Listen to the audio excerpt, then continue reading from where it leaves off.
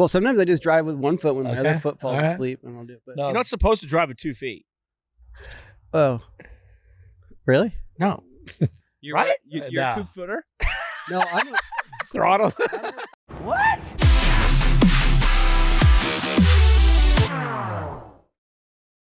Unleashed with the Dingo and Danny.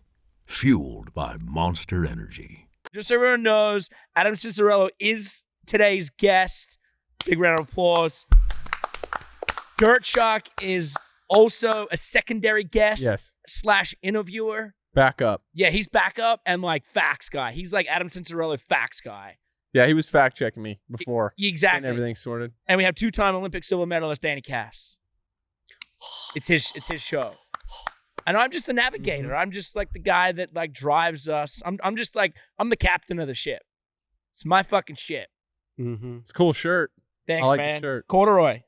It's salmon. Yeah. Beaver brand. Yeah. orange? No, it's like a Biba peach. Okay, Well, we My heard favorite you were a peach. Florida guy, so we put on our coolest Florida outfits. Dingo's going Key West, and I'm kind of going Daytona Beach, maybe. I don't know. Oh, what that's this me. guy That's is. Daytona Beach. That's my hood. What? Oh, See? yeah. Let's go. So what's it like growing up in Florida? Oh, what's it like growing up in Florida? I mean, there wasn't a lot of dirt bike tracks around, so it was just a lot of driving, you know?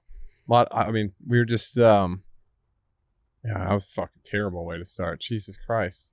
What do you mean? I was just like so negative. You asked me how Florida is, and then I'm fucking talking about how far we got to drive. What part of Florida? No, so I grew up in like Port Orange, Daytona Beach area. Yeah. Yeah, so I don't know. What was it like growing up in Florida? I was just driving to dirt bike tracks and riding dirt bikes. I mean, it was chill. It's mellow. It's super mellow compared to California. Yeah. You know what I mean? Like I go back now and I'm like, I don't feel like there's enough going on. Like I'm like, man, am I blowing it? Am I doing enough? Like, what's the deal? Not a whole lot going on. Yeah, everybody drives slow, but Florida's home. You know, always will be home. Do you remember life like not being on a dirt bike? No, not at all. You don't have no Not at all. memory. Yeah, that's right? what I was wondering. Was there a BMX phase in launch ramps in Florida? That's what I'm picturing. No, my whole existence is really around dirt bikes. That's why you guys threw me off. Like, what's it like growing up in Florida? I don't think anybody's ever asked me that before. Really? I mean, it was just like. Wait. You've been interviewed your whole life. Nobody ever asked you once what it's like growing up in Florida? I mean, maybe I think in relation to like a dirt bike question, you know, what was it like, you know, growing up riding sand in Florida? That's something people would ask me. Yeah. It's like sandy dirt there, right? I mean, as far as, yeah, I mean, my whole existence is involved around dirt bikes. Like, that's it. What's it like growing up riding sand? You ever hit a turtle on Yeah, your dirt you know bike? what's funny? He's like, oh yeah, I did hit it. Actually, one of the first, like I was three years old. I got a bike when I was 3 years old, and I just rode it in a field for a year, like just a little PW50. I didn't even go to the track. I just learned how to ride a bike in a field. I remember one of my earliest memories on a dirt bike was just wide open in a field, right into like a turtle hole, like just a massive turtle hole, and just. To me and Ash are turtle out fishing. Me and Ash, I've spent more time in Florida in the last 12 months than I spent in Florida my entire life. Now I know where Jacksonville is. Danny has a place in Jacksonville. No, St. Augustine. Oh, St. Augustine. But I went to Jacksonville. Close to Jacksonville. I've been to Miami a lot. I've been to Key West now 4 times. I've been to Tampa Bay now twice. And I've been to, where's the other place? What about NASCAR? You've done some Daytona. Yeah. No, I was getting to that. But I'm just saying that, like, you know. Florida's hot right now, Dingo. Yeah. Everybody's moving there. Have you been to Florida since it blew up in like 2021? Everybody's moving there. Really? Yeah. Yep. No, I mean, last time I was in Florida is maybe May. Okay. Yeah, it's getting populated. It's like California now. There's traffic, a lot of people. Depends on where you go, though. True. Yeah. Yeah, because you can there's like swamp people, and there's areas where there's nothing, and then there's areas where it's super populated. Totally, everything's coming around. I don't know. I enjoy Florida for what it is. It's mellow. Like every time I go there, I get off the plane, I'm like, take a breath, and you just feel, I don't know, just chill. Yep. Yeah. How you doing? How you feeling? How's your body? I feel pretty good. Yeah. Yeah, a little bit of I guess kind of a tougher year for me in terms of injuries. I kind of had this nerve deal in my arm, like right at my elbow here. It's basically like it's called ulnar nerve entrapment, and it was causing, and I didn't know what it was for the longest time, but it's basically causing my arm and my hand to kind of like fall asleep when I was riding. So it's been like kind of a 2-year battle of kind of figuring out what to do with that, and had to call this season a little bit early to get that fixed up. And I feel good now though. For the Let me most see part. that scar. Show Danny that scar. Whoa. I got a lot going on right now. Like what? Whoa, is that one on the top too? Or is that the same from the same surgery, the one on your forearm? I had my last surgery I got 3 things done at one time. I got my plate taken out of my collarbone. They shortened my ulna bone right here. It was too long. So they cut that down, put a plate and screws in there, and then they did this ulnar nerve transposition where they basically moved the nerve to the inside of my elbow, basically to avoid the area where it was entrapped. So now I'm kind of getting some sensation back in my hand and some strength back, which obviously it's very important to have your throttle hand, working. That's what I was wondering. Can you switch throttle hands? Does anyone do that? Why not? What if you're left-handed? Like that doesn't seem fair for everyone. It'd be like the gas. On Yeah, the but other can't side. you just like switch like it around? could you drive like that? Yeah. You could. Well, sometimes I just drive with one foot when my other Okay. foot falls All right. asleep, and I'll do it. But No. You're not supposed to drive with 2 feet. oh, really? No. You're Right? you're a Nah. 2-footer. No, Throttle. I'm a single footer, I was like, have I been doing this wrong the whole time? but I am pretty novice, and I will say that the dirt bike you just mentioned you got when you were 3 was the same dirt bike I got when I was 25. And I love it. Like mini bike champion. I mean, yeah, I was a pretty good amateur for sure. How did you get on dirt bikes? Coming from Port Okay, so on a dirt bike. this obviously is a question I get all the time, and I tell the story, but to be completely honest with everybody, I don't know. I mean, I'm 2 years old. Like, who knows? Who remembers what was going on when they were 2? Your dad ride? No, my dad didn't ride. According to what my parents told me, which I have to believe is true at this point, is that my dad was just flipping through the channels on ESPN and saw, whatever Supercross was on ESPN at that point. And so I just liked it, and I just started watching it with my dad. Jeremy McGrath era. And just asked for a bike. I got one for my 3rd birthday. Just started shredding around, and that was the end of it. So I guess. MC was a huge influence. Yeah, MC was massive. MC was the guy. I used to go to Daytona Supercross all the time. Like, first ever memory of Supercross is getting a picture with MC. He had the frosted tips, like full 90s guy. Have you frosted your tips? Oh, I'm sure Christy, my mom, had some frosted tips and some Baby Gap stuff in like 99, Nice. but not lately. Maybe it's coming back though. A lot of things are coming Oh, back. it's back. Ash's flame tattoo and he's back fully. Flames never go out of Back style. in style. no, they went that, out of that style was a big 90s time. tat. Now they're cool. Huh? That was a 90s tat. Oh yeah, it was. Yeah, Yeah. it's back. That was my first tattoo. Really? Yeah, I got some flames and dice.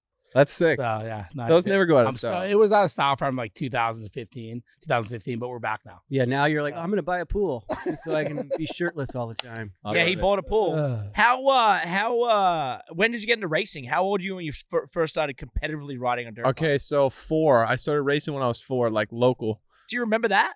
No. But Not you really. obviously there's pictures. I mean, and there's like, videos. yeah, exactly. And I mean, there's like little, I have little memories of that kind of stuff. But basically, I was like pretty good, like pretty naturally gifted at it right away. Yep. And so my parents were always super supportive and just trying to figure out how they could help me, and we just kind of learned racing organically, like through friends. Like, we didn't know about this, Loretta Lynn's the biggest amateur race that we do. We didn't even know about it. We kind of just like found out and started hitting some amateur nationals, and I was like pretty crazy, just hitting jumps and stuff, and I was able to get sponsored, and it just kind of snowballed, and it just became my life, I guess. who was your first sponsor?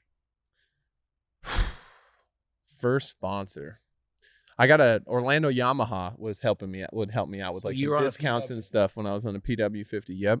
And then when did Cobra come into play? Cobra, that had to be 2002. I think I was 6. Yeah. And that's when it started getting serious. Yeah. I mean, I don't really have any, like, it was just whatever. I was just racing, having a good time until I was maybe like 9 or 10. And then I started, was like, okay, this is what I'm going to do with my life, Before At 9 or that, you 10? just- yeah. Like, this is what I'm. At 9 or 10, I'm like, at 9 or 10, I'm like starting to be a little bit more aware, where I'm like, I got to make it happen. This is my life. I've put this much effort in already, you know, so that was kind of, around that time I was like, let's do this thing. So you kind of knew in your head at 9 or 10, I'm going to sacrifice everything because this is what I'm going to do. Yeah. That's kind of crazy and I know that it happens quite a bit, but that's kind of crazy for somebody at that age to, all right, I am all in. Yeah, it is. And it's crazy. I kind of understand the gravity of it as you get older, right? And kind of dedicating your whole life to something. But when you're just in the moment, I just wanted to win so bad. And I was just ready to do anything. Like I would have done anything. I would have slept outside in order to win a race. Like I was just, I just had that drive for it. And luckily I had parents that were super supportive and take me all over the place. And yeah, it was a lot, but I was ready for it. So our dads, they're sort of similar. Yeah. They're into it. They're moto dads. Yeah. Totally. Okay. So you got on the Cobra and then you got on the Kawasaki and Kawasaki sponsored you, correct? Yeah. Yep. So I think Kawasaki picked me up. I was 7 years old. So 2004. Okay, cool. And then when did your dad become a moto dad?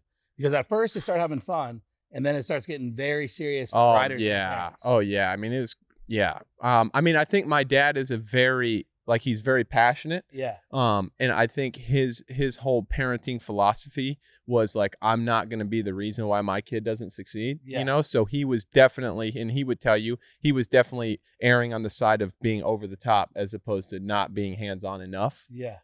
So he was super intense, super intense. From the get-go. Explain some of the, how intense or an example of like some of the things that I was there. I saw. We'll talk about the relationship you guys had. I mean, I think it was like, my dad and I have a complicated relationship. I love him to death. We have a great relationship now, but it's definitely gone through its ups and downs. We're two very stubborn people. We're pretty similar in a lot of ways, but I mean, it was just like he was never holding me to the standard of like, it wasn't just winning. I wasn't just going out there and winning and then it was like, woo, good job, like high five. It's like, did I win by enough? Yeah. Or how did I win? Or is that going to translate to the next level? It wasn't. It was never what I was doing at the time. I remember plenty of times going out there and winning races by 30 seconds, 40 seconds, and him being like, literally being like, what are you doing? Like, what are you doing? And I'm like, what do you mean? As a kid, you're like, I'm trying. But I think it was good. I never, looking back now, I accomplished so much as an amateur, right? Like people ask me about it all the time. I mean, I won everything. And the most accomplished amateur rider of all time. I don't even see it. I really don't even see it that way. It was just always. Oh, I got it on my notes. No, he has. You don't know. He has the most prestigious race, Loretta Lynn's Amateur. It's in Hurricane Mills, Tennessee. It's like the Super Bowl for amateur motocross. I think you have 11 titles, correct? Yeah. On your mini bike? Yeah. That's the most mini bike titles anybody's ever gotten. So he has that record. I definitely was good as an amateur. And it's one of those things too. I started winning so young, like at 5 years old, I'm winning, right? So in my mind, I think in probably my dad's mind as well, it's like, okay, if you start winning that young and you're winning by large margins, and as you get older, if everybody starts to, kind of catch you, you start to lose, it's like you're kind of trending in the wrong direction. So I was always just like kind of, I guess, scared of getting beat. Really? So yeah. What would happen if you got beat, or if you got beat? I mean, nothing crazy. I mean, it just was not. It was just intense. It was just like. But the mood was bad. You knew if you lost, your dad would be upset. He was pissed either way. No, yeah, it wasn't. It wasn't like. No, I mean, yeah, no, for real. As like a spectator, like. I was. Yeah, you were there. Yeah. So when Adam came on, I was at Alpine Stars. I was the amateur team manager. This was 2004. Adam was already at that point. Was Malcolm on Alpine Stars? Malcolm was the one. Yeah. You know Malcolm, right? Oh yeah, Malcolm was the one. He was the first. He was one of the only guys head to toe in Alpine Stars moto gear. At this time, they didn't sell it. I was like 05. One of the only guys in the U.S., the only racer, because nobody pro wore it. Yeah, 05. I was. So he was like this 7-8-year-old kid on a Kawasaki.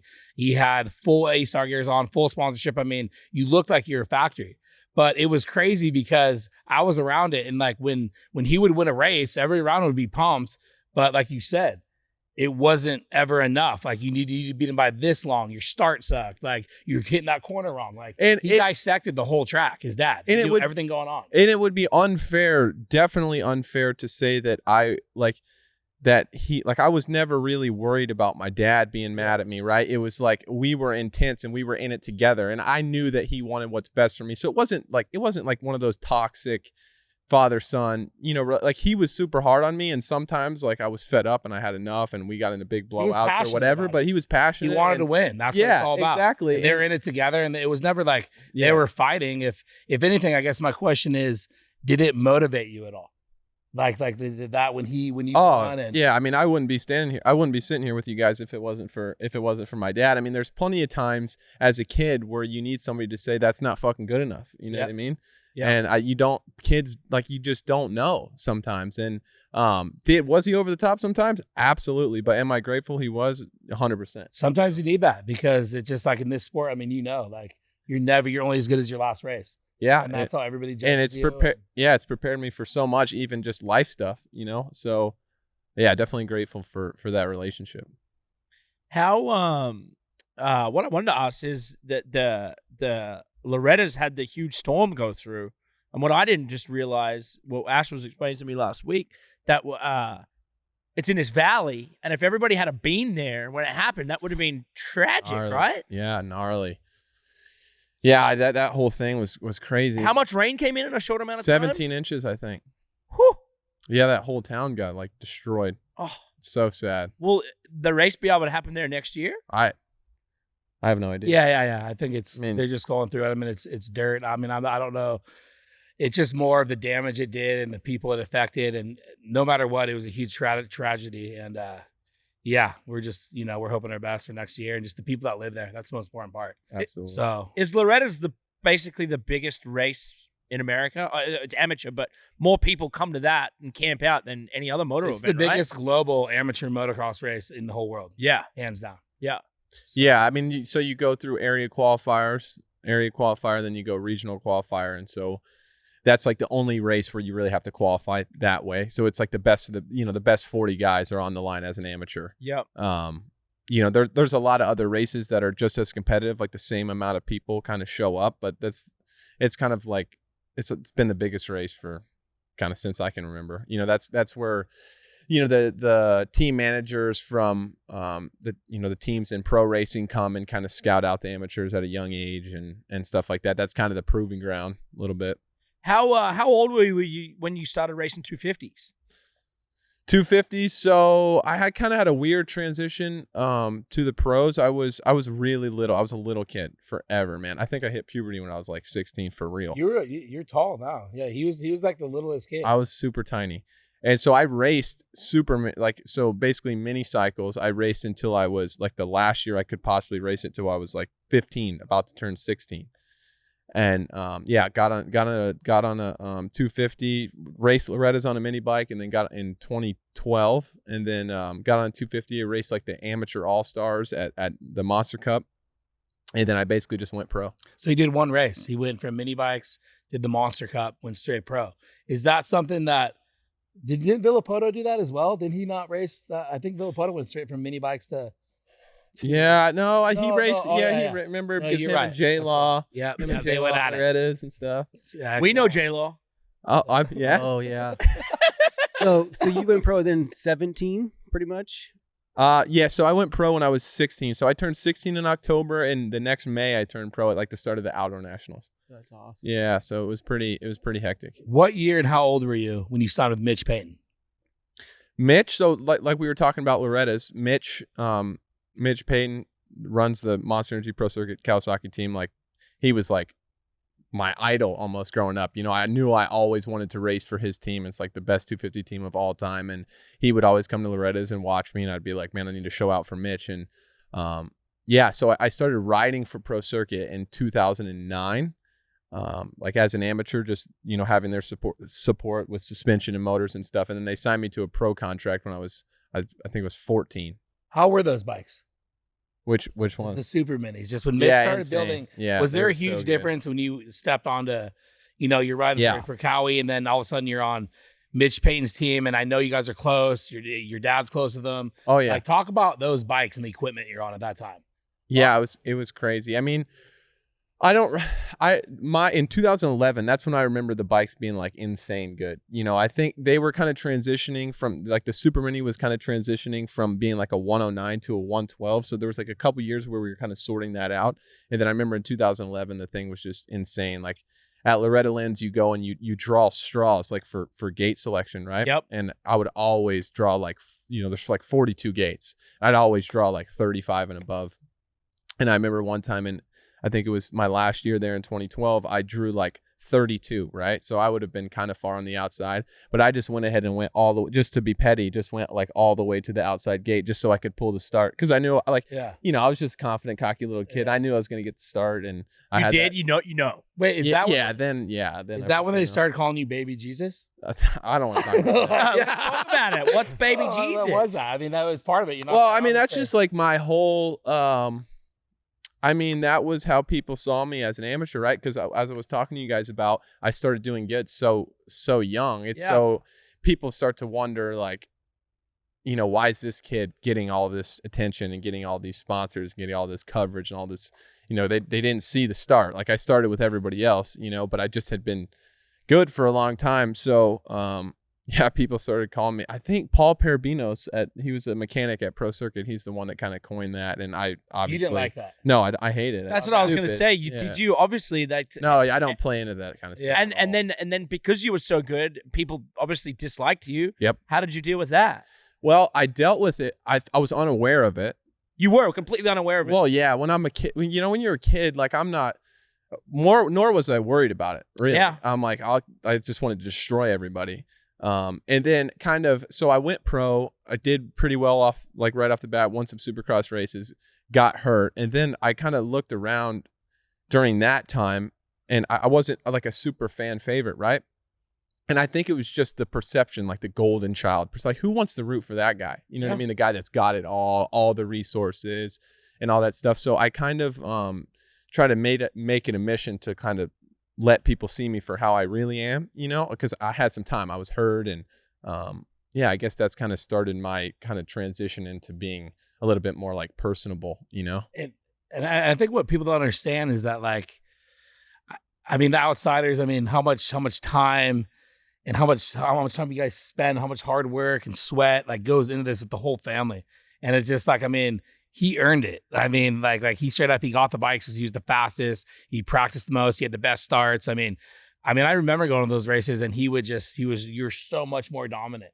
And I mean, there was some good races, but I mean, he came up and like, I mean, he's the only guy I've seen on amateurs in my lifetime that did what he did and accomplished on a mini bike. And I think that's something to be super proud of because I mean, it was fun. Like, I mean, in the end, I had my childhood was crazy good. You know, it was just so many unique opportunities, and obviously being able to do well in that. But any accomplishment I had in amateur racing, it was always, like I talked about, it was always just, how am I going to be a good pro? I mean, that was it. I wasn't counting championships or counting checks or, you know, being like, I'm awesome. Like that wasn't my, I was always like, how can I be Jeremy McGrath? How can I be one of those guys racing Supercross every night? Yeah.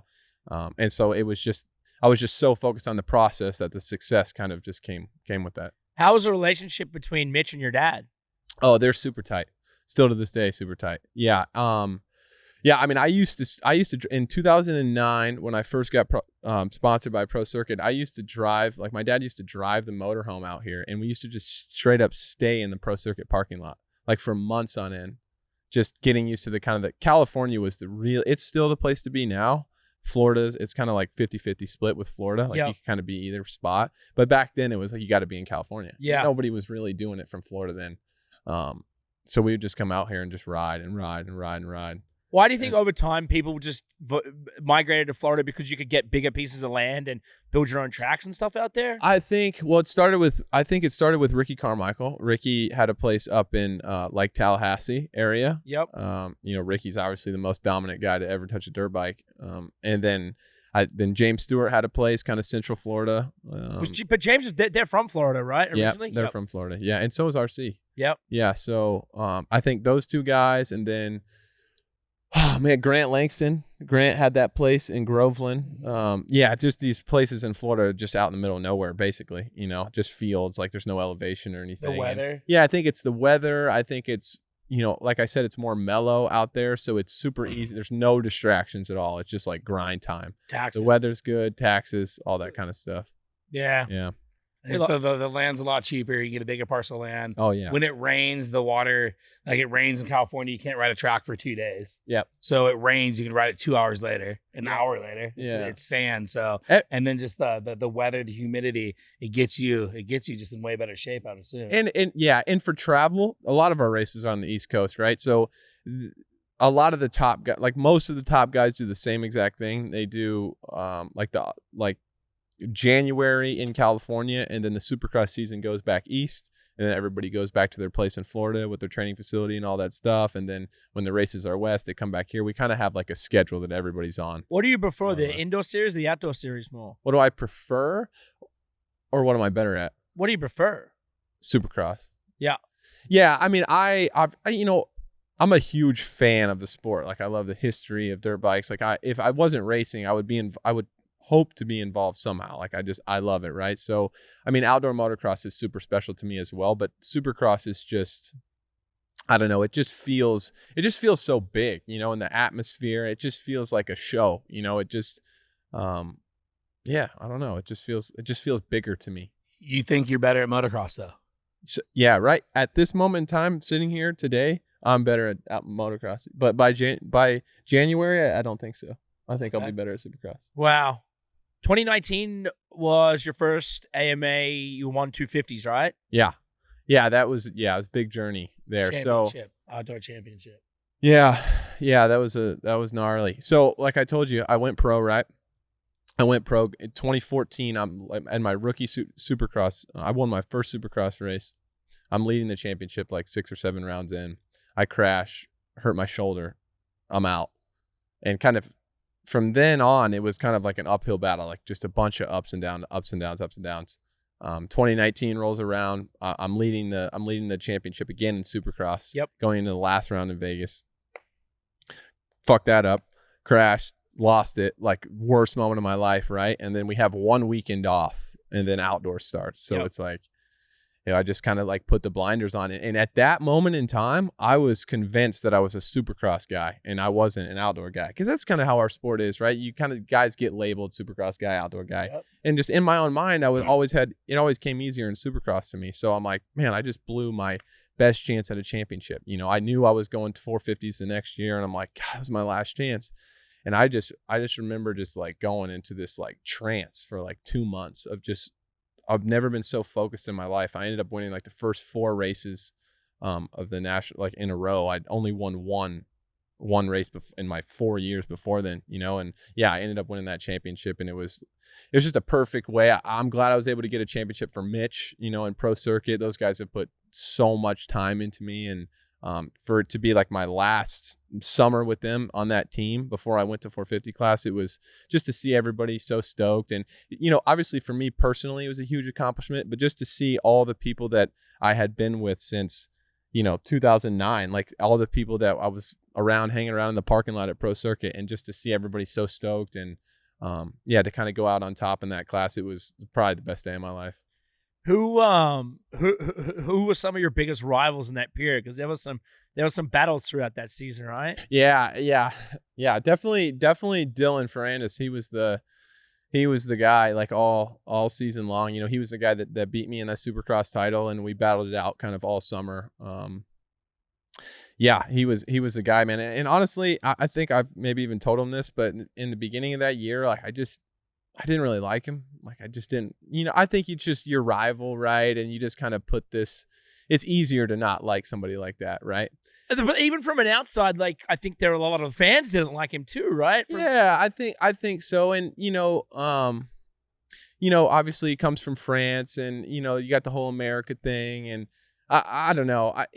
Regardless, I have never raced somebody I really like that hard, and like I've had rivalries before, but not for that extended period of time. And it was just like him and I, week in, week out, and now it's so crazy because I've grown to like really like and respect Dylan, and yeah, it's crazy that year has given us like so much mutual respect for each other. It's cool. Like I see him around now, and it's just like you can kind of feel that good vibe, like the respect factor, which is super cool. But I feel like sports rivalries, that's when it's at your best. When you have somebody Yeah. that's going to challenge you and continue to challenge you, who's going to make you a better person, better at better at what you're doing, and you're pushing each other to higher and higher limits. I don't think there's probably a sports person in the world that doesn't have a rival that is thankful for their other rival. Totally.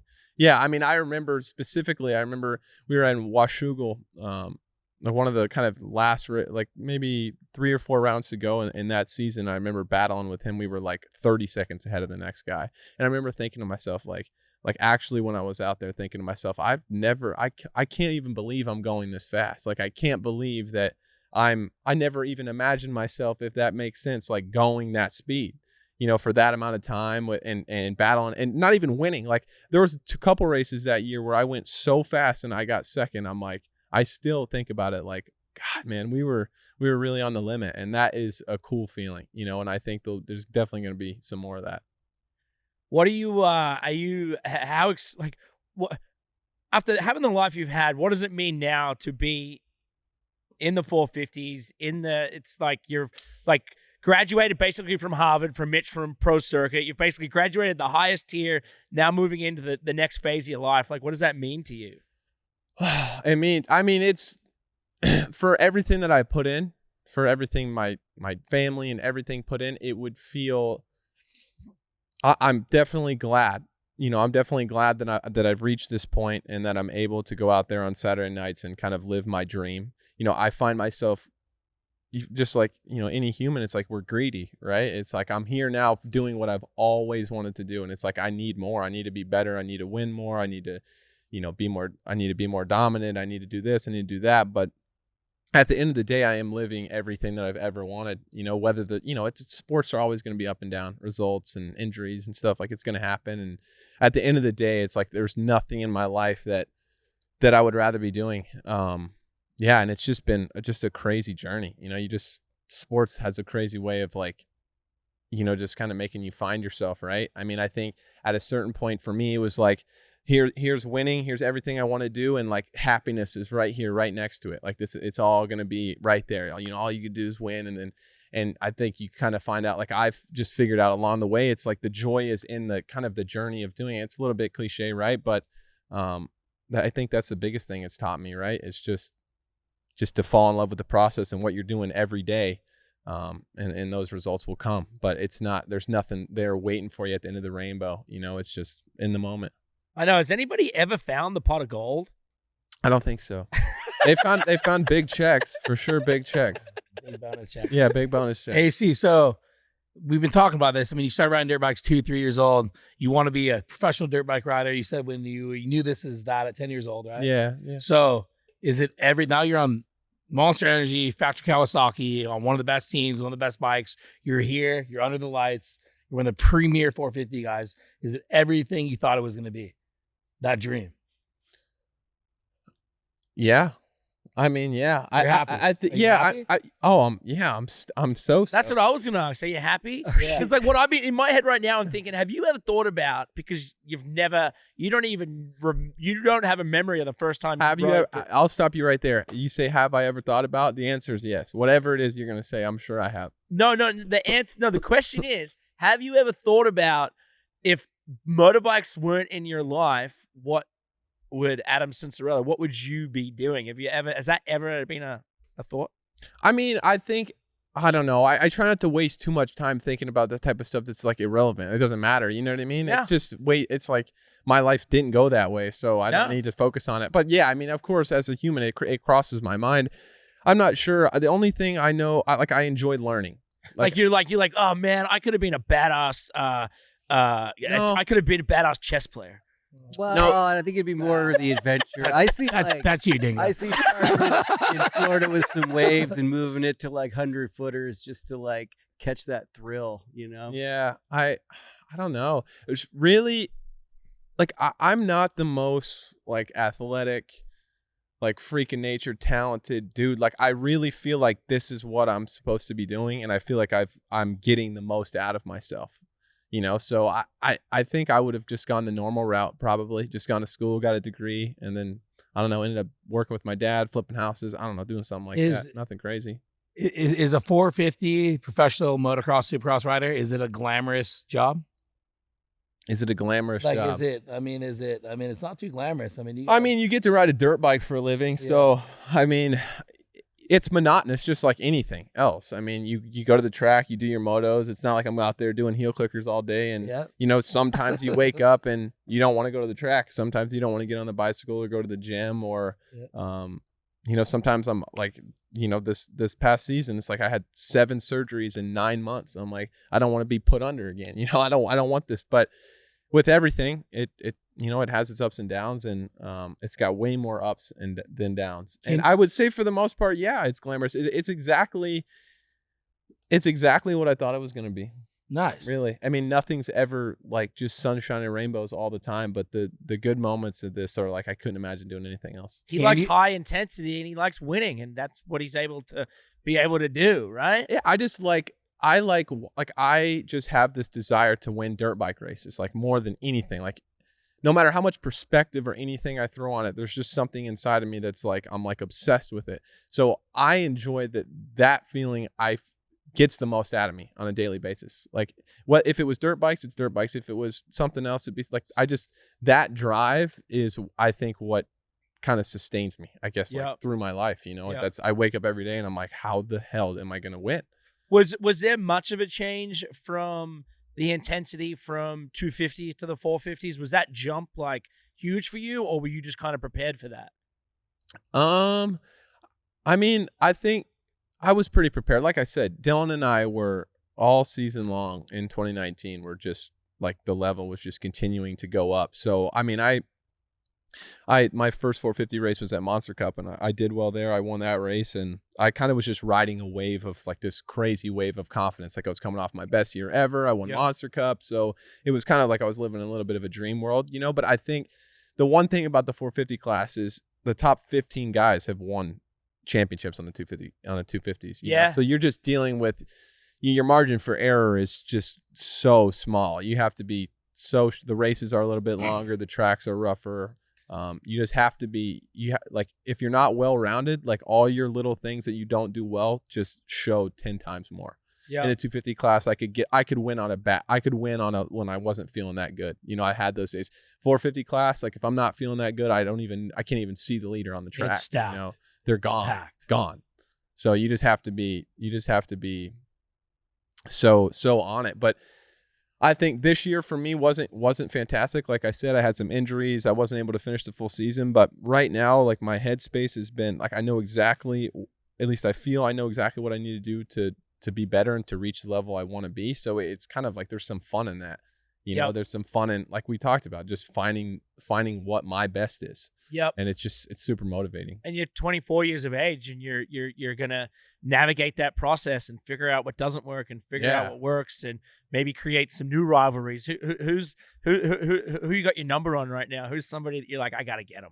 Maybe my new teammate, Anderson. We're allowed to talk about it. We're allowed to talk about it because I'll I'm kidding. Jason's cool, but you always want to be your teammate, though.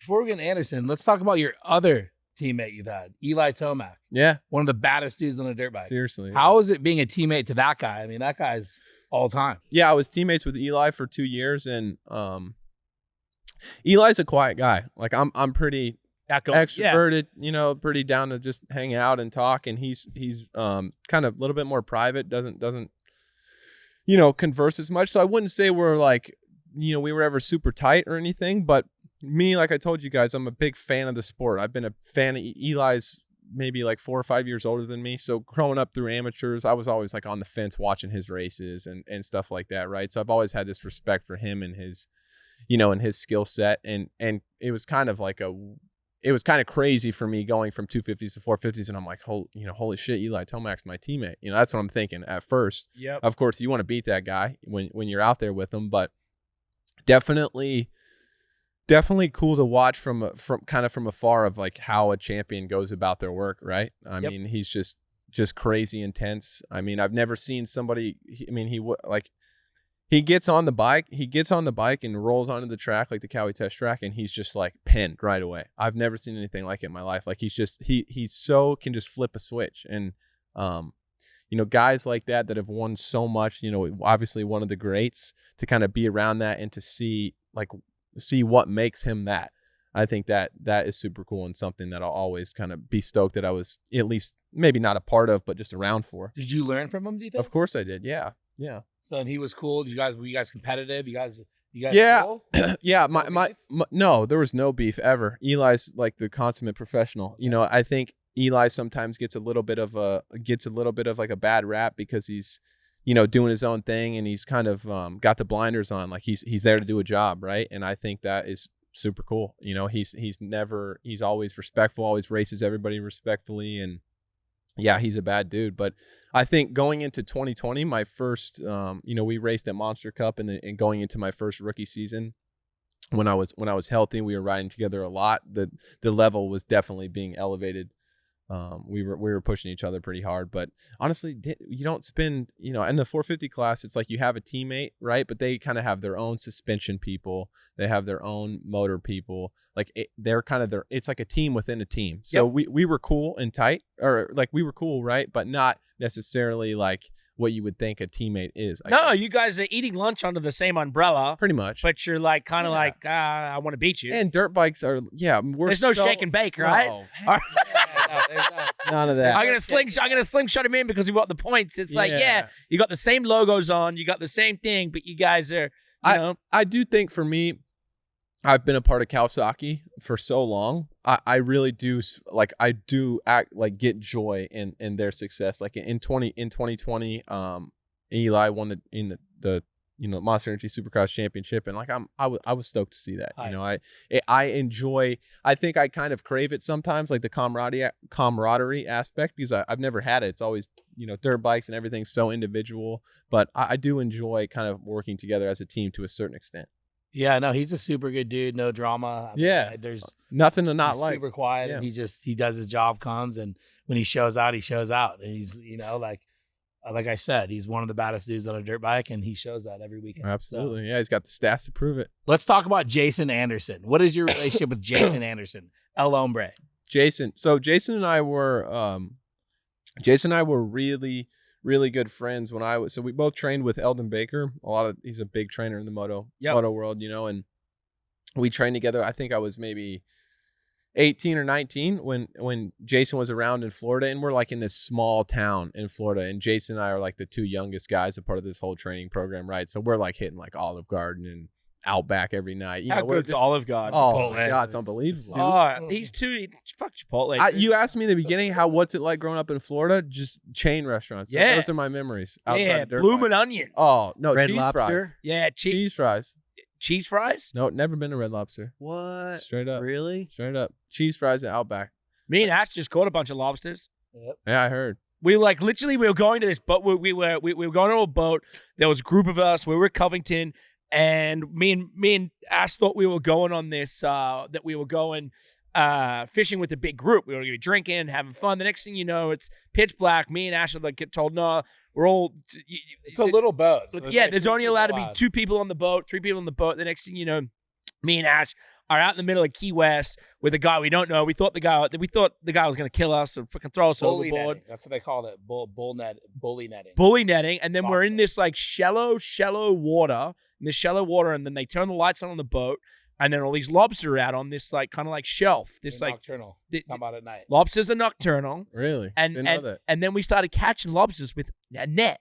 He would have this huge huge net pole, and he would poke them and then net them and then throw them in there. Yeah, we can't talk because of our fishing license, but yeah. Oh, we don't have fishing licenses, so we were just sending it. Anyway, but like lobsters shouldn't be as expensive as they are. So growing up in Florida is chain restaurants. AC, what do you do when you're not on the bike? Speaking of like, well, now I have. That's what I want to know. What's now hobbies? There's got to be at least a few. Yeah, well, now I have okay, so it's like the transition, right? When you're a kid, it's like dirt bikes. That's it. Nothing else. And then slowly you get a mind of your own. You start to kind of branch out. And I'm a pretty balanced guy now. It's not like I just ride and train all the time. I've been surfing a little bit lately. I golf a lot. That's like kind of my Yeah. my one thing, I That's guess. big right now, Moto. It's always been big though. Yeah. I mean, even I was talking to MC about it, Yeah. Jeremy, and he's like they were doing it back in like the late 80s, early 90s. Yeah. So it's not anything new. But It's I just feel now like it's all over social It's media. all over social media. Yeah. So I don't know. I surf, golf, hang out with my friends, just normal stuff. But do you think like Video even games, like Warzone. speaking to Poto, right? Poto, and there has been, and this is a discussion where there's a very early retirement rate on motocross riders. Yeah. And obviously I'm looking like your headspace that you have right now is almost the headspace that you do have a balance, because Villapoto will tell you he didn't have no fun the entire time he was on a dirt bike, not once. He said to us, He's being dramatic. He did that have was fun. dramatic. I think. Yeah, I know RV. He's being dramatic. okay. But anyway, Well, no. not- I agree. He was definitely. What he said once the target was on his back, like the last 2 championships, that's when it really like became less fun. Yeah, I mean, 4 championships in a row, that pressure, and there's something about being, I guess, a dominant athlete where it's like you don't want Tom Brady to come out the first game and throw like 3 picks. People are going to be like, what the heck happened to Tom Brady? Yeah, exactly. It's the same thing. It's just like once you're at that level, you have to maintain it, or people are like, what the heck's going on? And I think that's what he was feeling. Is it hard to enjoy dirt bikes when you're on the Eldon program? I mean, that's a pretty. Talk to us about Eldon Baker and that program. I mean, it's pretty. I mean, it's pretty tough for serious. me. Yeah, it's a serious program. I mean, it's nonstop. I mean, Yeah. you're not allowed to eat much, and you just train all the time. Team Fried can handle it though. He did it. He did it. but he quit it. Yeah, he quit it. I don't quit know. it. And so, yeah, I mean, I think, I mean, the record speaks for itself. Eldon has been a part of so many, with Ricky Carmichael and Dungy Villapoto. I mean, he's a proven winner. So I'm not going to sit here and be like, that program sucks. I think it's for certain types of people, right? Like if you want to go in and be dominant and rip everybody's heads off and maybe not enjoy it that much and retire at 27, then that's cool. But I guess my philosophy is trying, not that I don't work hard. I mean, this is my life. It's like every day. We know you work hard. That is, I mean, that's not what I'm saying. Like I'm out partying or anything, but Never. I mean, yeah, every once in a while. Yeah. You gotta live a little bit. Like, every fuck once it. in a while. Like You know what I mean? Yeah, Lewis off-season. Hamilton gets smashed every once in a while. I don't know. By Verstappen. Easy bingo. Yeah, I mean, I think I don't know. I'm just at a point where I just think that I get the best, like these hobbies I have, right? Like surfing, golfing, whatever. They're almost, in a way, they're just a way to be better at my job. Like I'm just looking at it as like, okay, I do enjoy it. But I'm like extending my career in a way. I have more of a balanced lifestyle and I still do all the work. I think sometimes it's like a little bit of an old school mentality to think that you just have to be just to the grindstone 24/7. So I think, I think it's about balance. I mean, there was a time where it's like not like you're not going out. I go to bed at 9 o'clock, like, 345 days a year. Jeez. And then, there's a few days here and there where I'm like normal, like I can go out, have a good time, whatever. Yep. But Wait, it's just a time and a place. Do you ever do heel clickers? Can you do heel clickers? No, I cannot do heel You were clicker. talking about that earlier. So do you, getting into that real quick, you're a racer. Do you ever free ride? Do you have fun riding a dirt bike, not training or practicing? No, or I don't free ride. you don't free ride. No. Why- I mean, like photo shoots and stuff. yeah. What would you ever want to go out to like Glamis or the desert or Beaumont, or do you ever get that kind of kick where you feel like you'd want to go try that, or is it? I think where I'm at in my career right now, what I enjoy, I can't say I've ridden dirt bikes so much in my life. I mean, I can't even begin to describe to you how many laps I did between the ages of 4 and 16. I mean, probably more than anybody ever, like all time. I believe that. Yeah. And I think now it's not like I do a jump and I'm like, oh my gosh, that was so fun. Yeah. Like what I enjoy is getting better. Like, like if, there's a couple things I'm working on with my technique, like right now that I'm like excited about. Like I want to do this, be able to do this better, when the track breaks down in a race, or, I look at footage and I'm like, God, I make the same mistake every time. Why am I doing that? Just getting better, like doing good motos, stuff like that. That's my fun. It's not really like, I'm like, oh, so it would be super sick to hit that jump and do a massive whip. Like, I don't know. It just doesn't. It just doesn't really do it for me. Getting faster is what Getting faster and getting better. Yeah. Yeah, that's just Working on your getting better, technique. really. Yeah. Getting better. It's like do a 20 and you're like, didn't get tired, or you did your fastest lap times at the end, or we tested all day with the team suspension motors, and holy crap, I'm like so comfortable on the bike, and then I'm like, wow, this is awesome. Yeah. What are you looking forward to most this season? Winning. All right. Because we cut things pretty short here. Is there anything you want to ask Ash? Anything I want to ask Ash? Yeah. Is there anything you want to get? You can ask him anything right now. He's on the spot. He's on the hot mic. I don't know. I don't think so. I don't think I have. We're good, dude. All right, cool. We keep these pretty short. But what Danny has is like a lightning round. Oh, I love it. So he's got like a quick lightning round for you. Works very hard on these things. Really? Slaves away. He's got these pretty little cards. Ash, I'm sorry we don't have questions for you, but you can pipe in. One. I'll give him one. We'll give him one. I'm good.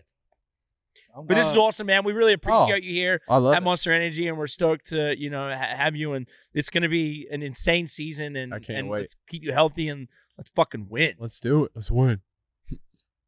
Okay, here's a hypothetical. Love those. How many cars do you think you could jump on your moto? How many cars? Mm-hmm. Well, which way are they stacked? Long ways, short ways? Like short monster ways. truck way. Short ways. Oh man, I don't know. I would say, let me put it at, how many can I jump, or how many will I? How many will you? Not very many. Maybe like 15. Okay, what about in your dreams? Have you ever had a dream of just flying through the air like Evel Knievel? Every once in a while, I will. Like, this happens to the racers all the time. We talk about it. We're sitting there and we're just like thinking about riding or whatever, and then you're like in that twilight phase of like about to fall asleep, and then you like crash or something. You're like, holy crap. So that happens every once in a while. And you wake up. Yeah. You're like, no, like jolt. Yeah. And like, yeah. I Like always the have whole the bag. dream where I like show up at school and I forgot my pants. Do you ever have like a race where you started the dream where you started the race and you're like, oh shit, I'm in my underwear? Never. No. Okay. I end up at parties sometimes where guys have no pants on. Hey, see what? Okay, this one. I really Everybody's wanna- silent. This one, I have a feeling. I hope so. But since you've been racing since a young age, did you ever have any lucky socks or underwear? Yeah. Blue Ethica underwear. I've yet to get off the podium in those things. I only break it out when the only thing is with that, I only break it out when I'm feeling good. So it's like, I'm not going to put the blue underwear on if I'm like so terrible in practice and just feeling like there's no way I'm going to get a podium because I don't want to ruin the streak. Right. Do So you are have they lucky? multiple pairs of blue, or is it just one lucky? Oh no, pair? I have multiple. Oh, okay. Just the blue, just the color. Okay. Name 2 things you love about Florida. 2 things I love about Florida. I like the vibe. Just the vibe. It's just home, so maybe that's it. I thought he was going to say Olive Garden and I was Outback gonna say Steakhouse. Chicks in bikinis. You got that here in California too. You got it. From you as a pro, I like AC Coach and Danny into What reading the question out. is the best racing video game out there? The best racing video game ever, MX Unleashed. Right now? Yeah. Or just all time? Just all MX time. Unleashed PS2. Wait, what's your favorite dirt bike video? Gramageddon, maybe? Just good memories there. Yeah. Ash was the Alpine Star Yeah, Gramageddon I was days, there. right? That's Malcolm's movie. Oh, cool. Yeah. I was Mine's like Yeah, 6 old years school. old on this one. Mine's I like Goonies that. too. That's sick. It's fun. And we had the Ataris was the soundtrack. That was sweet. What's the best feeling about being in a moto race? The best feeling. What an oddly worded question. Well, like, is it The best feeling about being in a race? like you're the best feeling you get like in the race? Okay. Like when you either that's know you're a in the good. lead I like or that break. question. I think is when you like. I think when you have the track figured, like things are coming easy for you. Mhm. Like you're going fast with minimal effort, and you're better than the other guys, and it's like you're just kind of free and just able to kind of have fun. Cool. Okay, what's the scariest moment in a race?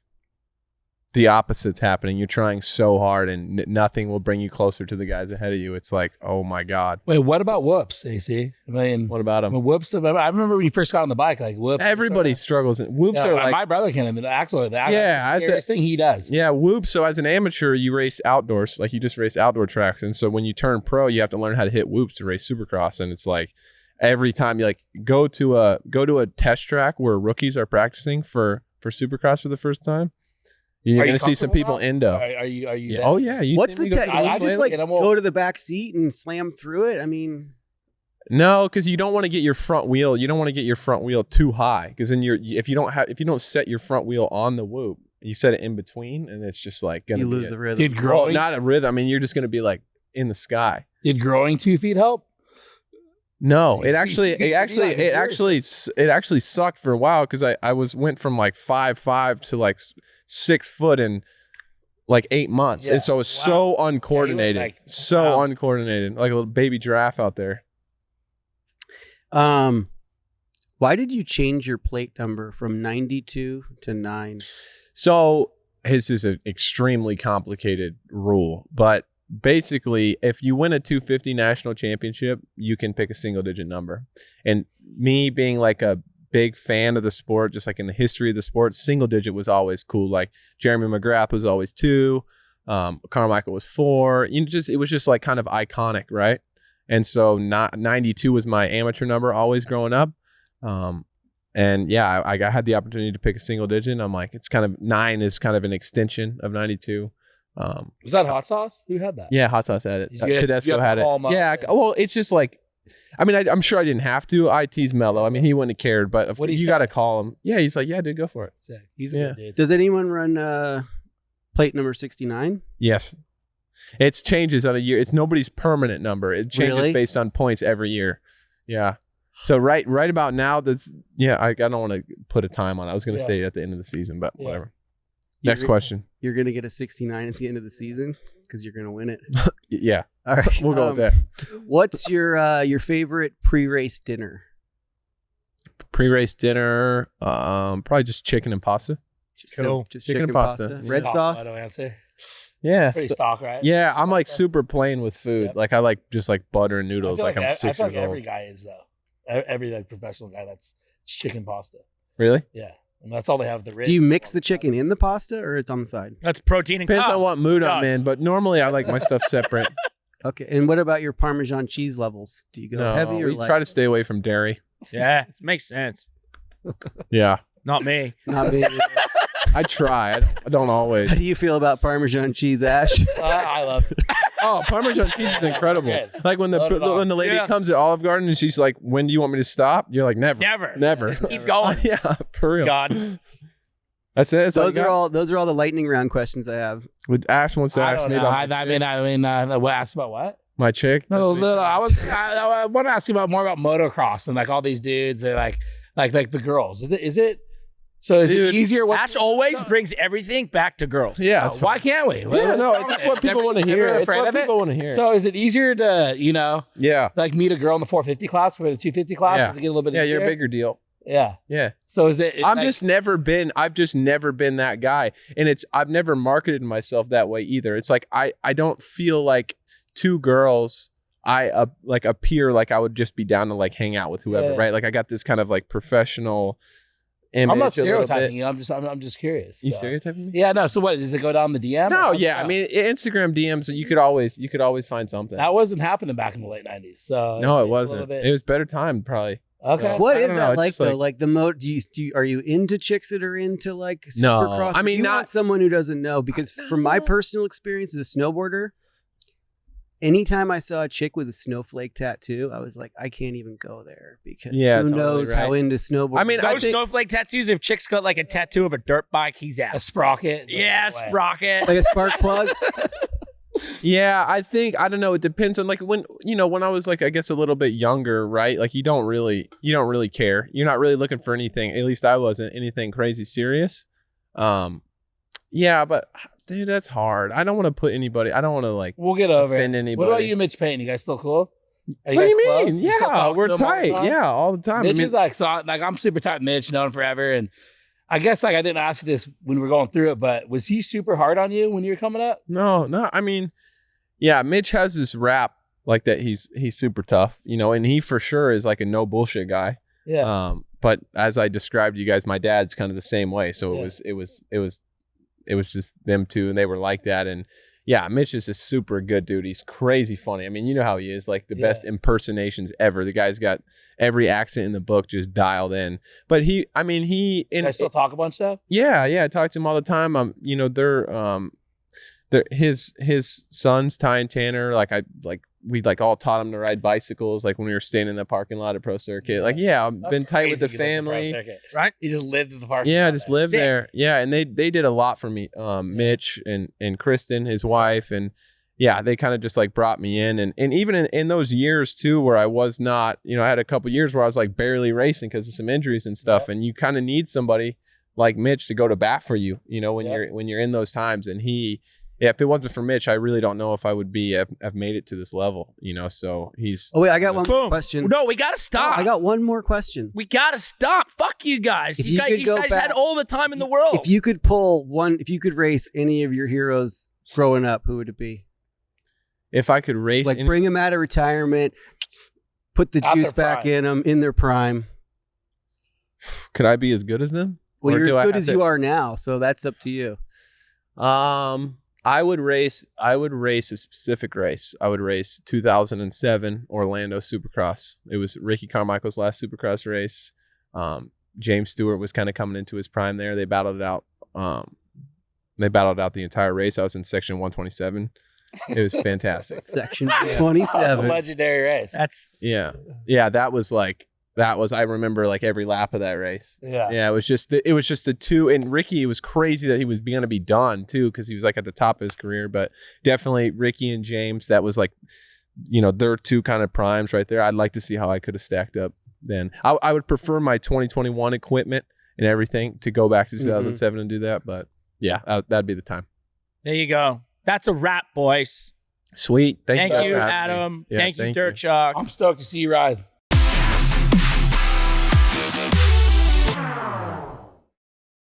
Unleashed with the Dingo and Danny. Fueled by Monster Energy.